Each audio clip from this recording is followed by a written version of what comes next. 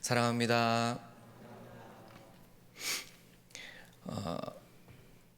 공부를 잘하려면 여러 가지 방법이 있겠지만 그 중에 하나는 책을 많이 보는 거죠. 근데 제가 어떤 교수님 조교일 때 그 교수님이 저한테 그러셨어요. 좋은 목사가 되려면, 목회자가 되려면 책을 많이 읽어야 된다. 근데 책을 많이 읽는 게 쉽지가 않다. 그럼 어떻게 하면 책을 많이 그리고 잘 읽을 수 있느냐? 목차를 봐라 라고 알려주셨어요. 목차를 보면 이 책이 어떻게 시작해서 어떻게 흘러가서 어떤 주장을 해가지고 결론이 나는구나, 요거를 한눈에 볼 수 있게 되는 거죠. 그러면서 중간중간마다 목차를 다시 보라는 거예요. 책을 보고 한 챕터 끝나면 다시 목차로 와서 지금 너가 어디까지 왔는지, 또 한 챕터 더 읽고 다시 목차로 와서 지금 어느 단계까지 왔는지, 이거를 검토하면서 읽으면 아무래도 도움이 이제 많이 된다라는 거죠. 굉장히 저 개인에게는 큰 도움이 되었습니다. 또 저는 개인적으로 하나님을 아는 데 있어서도 좀 목차 같은 거를 봤으면 좋겠어요. 문제는 하나님은 목차가 없으신 분이죠. 처음과 마지막이 없으신 분이잖아요. 그래서 하나님을 알 수 있는 유일한 방법은 하나님이 스스로 말을 해 주시는 것 말고는 알 수가 없습니다. 이걸 저희가 계시라고 부르는데, 계시의 시작은 창조죠. 그러니까 창조, 시작부터 하나님의 시작은 없기 때문에 하나님이 일하신 시작인 창조부터라도 봐서 하나님이 어떤 분이신지를 알아가는 거예요. 비슷한 개념으로 저희가 신앙생활이라는 거를 하는데, 신앙생활에도 목차를 보면 신앙생활을 좀 더 잘할 수 있을 것 같습니다. 신앙생활의 목차, 물론 예를 드는 표현이지만, 신앙생활을 잘하려면 당연히 신앙의 대상인 하나님을 잘 알아야겠죠. 근데 이것만큼 중요한 게 뭐냐면, 신앙의 생활을 직접 하는 저와 여러분을 잘 아는 겁니다. 다시 해볼까요? 신앙생활을 잘 할 수 있는 방법은 신앙의 대상인 우리 주 예수 그리스도 하나님을 잘 아는 거예요. 그런데 동시에 이것만큼 중요한 게 뭐냐면, 신앙의 생활, 신앙의 삶을 직접 사는 저와 여러분을 잘 아는 겁니다. 인간이 어떤 존재인지를 잘 아는 게 신앙생활을 잘하는 방법 중에 하나예요. 그러면 사람은 어떤 존재죠? 저희는 많은 이야기들을 이미 들어왔기 때문에 아마 이야기들을 잘 할 수 있습니다. 할 수 있을 겁니다. 그런데 오늘 본문에서 하는 이야기는 요거예요. 사람은 죽는 존재인데 그 죽음을 누가 쥐고 있다? 하나님이 쥐고 있다는 겁니다. 이게 얼마나 어려운 말이냐면, 이 세상에는 이해가 안 되는 죽음이 너무 많아요. 하나님이 정말 선하시고 정말 의로우시고 정말 사랑이 많으시고, 많은 수준이 아니라 하나님 자체가 사랑이신데, 정말 그런 분이 이 생명과 죽음을 손으로 쥐고 계신 분이라면, 하나님이 허락치 않으시면 이 생명조차 죽음조차 떨어지지 않는 거라면, 저희는 이 세상에서 벌어지는 수많은 삶과 죽음을 이해할 길이 없습니다. 누가 봐도 저건 불합리한 죽음이고, 누가 봐도 저런 생명은 태어나지 않았으면 더 좋았을 뻔한 생명조차도 있고, 이게 인간의 삶이라는 거잖아요. 근데 오늘 시편은 너무 당당하게 하나님께서 삶과 죽음을 직접 다루신다라고 선언하고 있습니다. 성경은 사람의 죽음에 대해서 그냥 쉽게 표현해서 세 가지로 관점을 보여줘요. 하나는 영적인 죽음입니다. 하나님과의 관계가 단절된 것을 성경은 분명하게 죽음이라고 표현해줘요. 선악을 알게 하는 나무의 열매를 먹지 말아라. 먹으면 반드시 죽는다잖아요. 하나님의 말씀은 변치 않죠. 그럼 이 말씀도 변치 않는 거예요.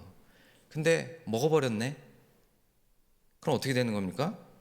반드시 죽는 겁니다. 하나님은 이때 이미 모든 인류의 생명을 취하셨어요. 이게 성경이 보여주는 영적인 죽음의 본질입니다. 한 사람도 여기서 벗어나는 자가 없어요. 이게 영적인 죽음이라는 거예요. 하나님과의 관계에서 완전히 단절되는 것. 두 번째 죽음은 영혼과 육체의 분리, 흔히 저희가 말하는 죽음. 이 심장이 멈추는 거, 호흡이 멈추는 거. 육체의 죽음을 성경은 또 동일하게 죽음이라고 표현해 줍니다. 그 다음에 마지막 죽음은 영원한 죽음이라고 표현하는, 저희가 주일학교 아이들한테 가르칠 때 천국과 지옥이라고 말하는 그 영원한 삶과 영원한 죽음이에요. 이 모든 죽음을 누가 다루고 계시다는 겁니까? 하나님이 직접 다루신다는 겁니다. 이 개념을 잠깐 정리를 하고 오늘 이제 본문을 보시면 이렇게 시작을 합니다. 저희가 6절부터 읽었는데 6절, 7절은 너무너무 멋있는 말이에요. 여호와께서 그가 기뻐하시는 모든 일을 천지와 바다와 모든 깊은 데서 다 행하신다. 여호와께서 기뻐하시는 모든 일을 하늘이든 땅이든 땅속이든 어디든 상관없이 다 행하실 수 있다. 하나님의 전지전능하심을 노래해요. 그것도 하나님이 기뻐하시는 일만 하세요. 이게 하나님이세요. 7절에 안개를 땅끝에서 일으키시고 비를 위에 번개를 만드시고 바람을 극권에 내시고, 그러니까 사람이 할 수 없는 것, 자연을 직접 다스리시는 분이 하나님이시다라는 것들을 노래합니다. 그런데 갑자기 8절에 와서는 어마어마한 죽음이 일어나는데 이 죽음을 찬양하기 시작해요. 8절에 그가 자기의 기쁘신 뜻대로만 일하시는 분이 하늘이든 땅이든 땅속이든 바닷속이든 아무 상관없이 자기가 하고 싶으신 모든 일을 다 행하실 수 있는 그분이 지금 8절에 애굽에 처음 난 자를 사람부터 짐승까지 다 죽이셨다라고 찬양을 합니다. 이 말이 연결되면 지금 이 8절은 어떻게 되는 거예요? 하나님이 이 일을 하시기를 기뻐하셨다, 기뻐하시지 않으셨다? 기뻐하셨다는 겁니다. 애굽에 처음 난 자를 사람부터 짐승까지 전부 다 죽이셨도다. 이게 언제 일어나는 일입니까? 네, 출애굽기 그 앞부분에서 일어나는 그 일이잖아요. 만약에 저희의 이해대로라면, 그리고 그냥 상식적으로라면 바로가 죽어야 되는 겁니까? 바로의 장자가 죽어야 되는 겁니까? 당연히 하나님의 말씀을 정면으로 거부하고 하나님의 장자된 이스라엘을 억압하고 있는 이 바로가 죽어야 되는 거죠. 근데 하나님은 바로의 생명을 취하지 않으시고 바로의 아들의 생명을 취하세요. 아마 지은 죄를 따졌으면 바로가 1번으로 죽어야죠. 지은 죄를 따졌으면 바로 아래 그 못된 신하들이 먼저 죽어야 됐고, 이스라엘 백성들한테 채찍질하고 욕했던 그 나쁜 애들이 죽어야 되는 거 아닙니까? 근데 그들을 살려두시고 그들의 장자의 생명을 거두어 가시는 것이 하나님의 뜻이었어요. 10절에도 보시면 그가 많은 나라를 치시고 강한 왕들을 죽이셨나니 라고 표현해 줍니다. 강한 왕들은 실제로 강한 왕이에요. 근데 이게 성경에는 이렇게 적혔지만 저희의 언어로 바꾸면 어떻게 되는 겁니까? 강한 왕이 되기까지는 어떻게 해야 되는 거예요? 최선을 다해 살아야 돼요. 온갖 지략과 능력과 인맥과 재정과 모든 것들을 통틀어서 자신의 왕권을 강화하고 주변 국가의 관계도 살펴야 되고 내정도 잘해야 되고 신하와의 관계도 잘해야 되고 전쟁도 잘해야 되고 온갖 것들을 정말 초인적으로 잘해야 누릴 수 있는 것이 이 강한 왕권이죠. 이 강한 왕이라는 것은 사람이 노력해서 얻을 수 있는 가장 값어치 있는 것들 중에 하나라는 거예요. 근데 하나님이 최선을 다해서 정말 있는 힘을 다해서 딱 올려놓은 그것들, 그거 한 번에 취해 가신다는 겁니다. 취해 가신다는 거예요. 그가 많은 나라를 치시고 강한 왕들을 죽이셨도다. 이런 건 어떻게 이해해야 되는 거죠?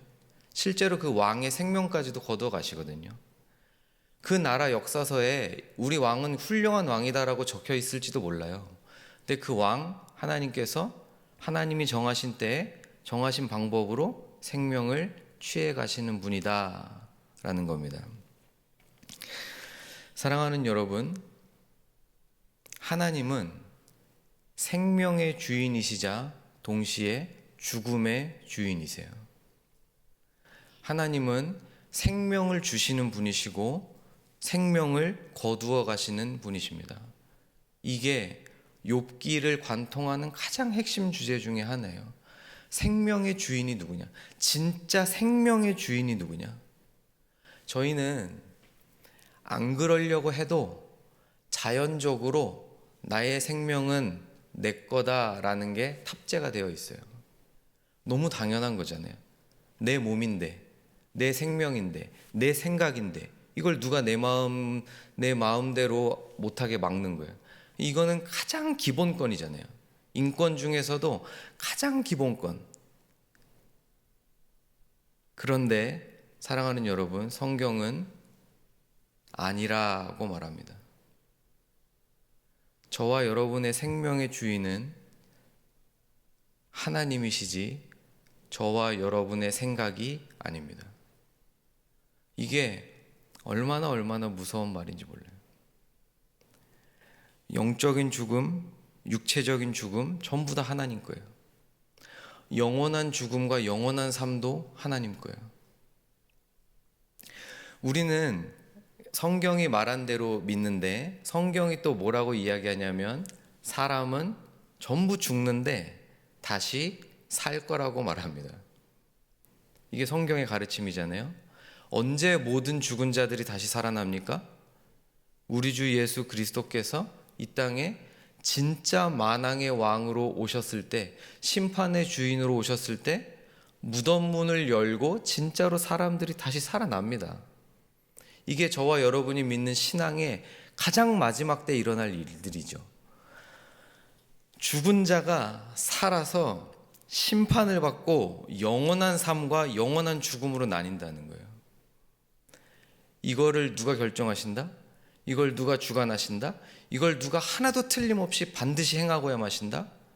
하나님이 행하신다는 겁니다. 우리는 왜 영원히 살아야 될까요? 이런 거 한번 생각해 보신 적 있으세요? 우리는 왜 영원히 살아야 되죠?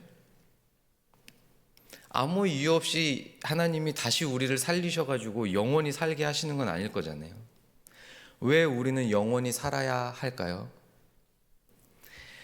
저희는 이 땅에 사는 동안 하나님이 주시는 은혜, 사랑, 기쁨, 행복, 평안 이런 것들을 누리면서 삽니다. 그러나 하나님이 주시는 은혜에 편린밖에 누리지 못해요. 반짝이는 정도밖에 못 누려요. 하나님이 우리에게 부으시는 그 무궁하신 사랑과 기쁨과 행복에 조각 정도밖에 못 누려요.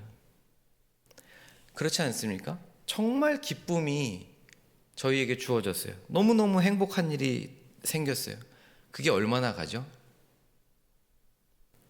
일주일 내내 행복해 보셨어요? 일주일 내내 진짜 미소가 떠나지 않고 너무너무 행복하게 일주일을 보내봤다 해보신 분 있으세요? 쉽지 않으실걸요?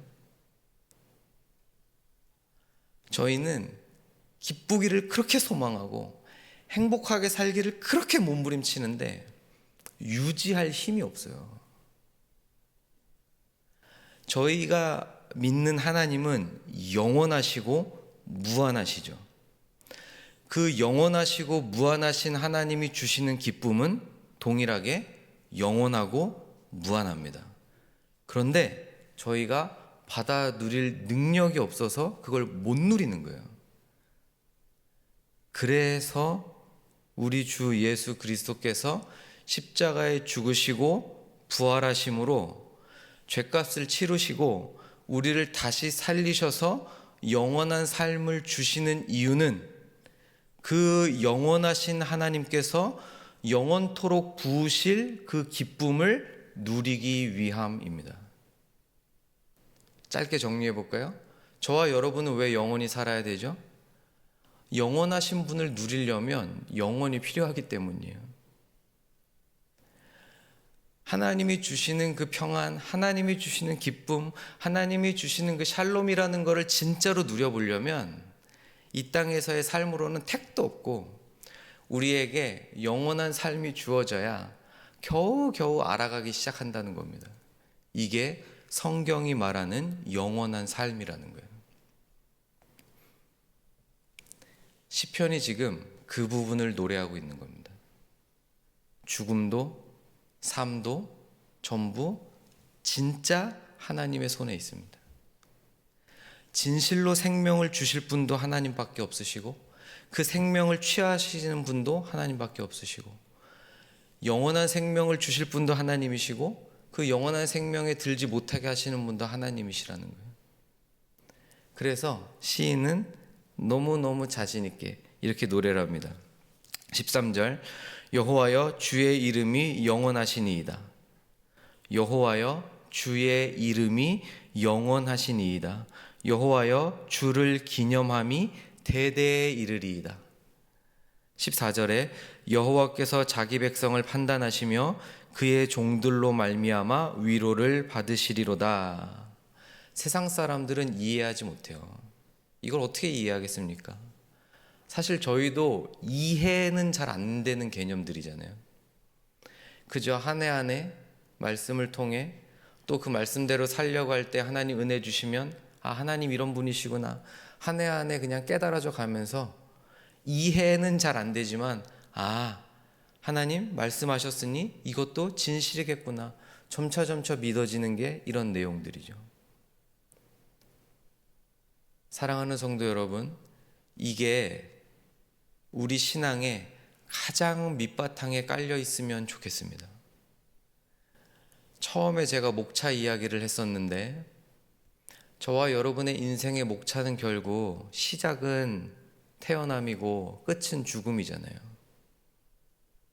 이 목차를 저희들이 삶을 살아가면서 중간중간 다시 쳐다봤으면 좋겠어요. 아, 내 시작 하나님께서 이렇게 시작하게 하셨지. 내 마지막이 어떨지는 모르지만 분명한 것 하나, 하나님이 쥐고 계신다. 내 삶의 마지막 하나님이 쥐고 계시지. 그러면 많은 부분이 바뀔 것 같아요. 이거를 알면 뭐가 바뀌는 거죠? 하나님의 손에 생명과 죽음이 걸려 있다는 것을 진짜로 알게 되면 뭐가 바뀌는 거죠? 제법 바뀌어요. 그 중에 하나는 제 개인적인 생각이지만 이것 같습니다. 끝을 아는 사람만이 누릴 수 있는 평안이 있어요. 진실로 우리의 삶의 마지막에 모양이 어떻든 세상적으로 평가가 어떻게 되든 그거는 둘째치고 내 삶의 마지막을 하나님이 붙들고 계시고 정말 그 하나님이 나에게 마지막을 허락하셨을 때 그게 하나님의 기쁨이라는 것.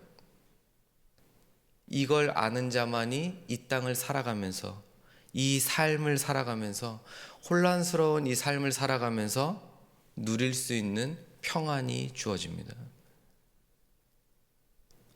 어떻게 되든 내 삶은 하나님의 기쁨이었고 내 마지막은 하나님의 기쁨이다.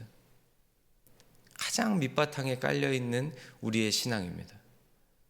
또 정말 생명과 죽음이 하나님의 손에 달려있다는 게 느껴지기 시작하면 자식을 보는 눈이 좀 바뀌는 것 같아요.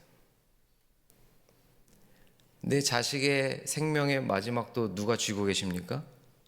하나님이 쥐고 계시죠. 내 자식의 삶의 마지막은 어떻게 돼야 되는 겁니까? 하나님의 기쁨으로 끝나야죠. 그러면 조금 보는 눈이 바뀌는 것 같아요. 내 아들이, 내 딸이 이렇게 컸으면 좋겠다, 저렇게 컸으면 좋겠다.